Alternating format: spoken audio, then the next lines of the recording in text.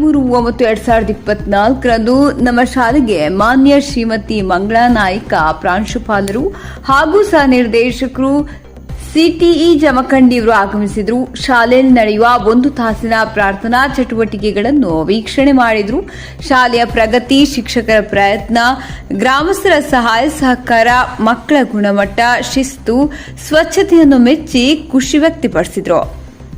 ಪ್ರತಿಯೊಂದು ಶಾಲೆಯಲ್ಲಿ ಮದನಮಟ್ಟಿ ಶಾಲೆಯ ರೀತಿ ಪ್ರಾರ್ಥನಾ ಚಟುವಟಿಕೆಗಳನ್ನು ನಡೆಸಿದರೆ ಅನುಷ್ಠಾನಾಧಿಕಾರಿಗಳ ಕಾರ್ಯ ಬಹಳ ಸುಲಭವಾಗುತ್ತದೆ ಎಂಬ ಅಭಿಪ್ರಾಯ ವ್ಯಕ್ತಪಡಿಸಿದರು.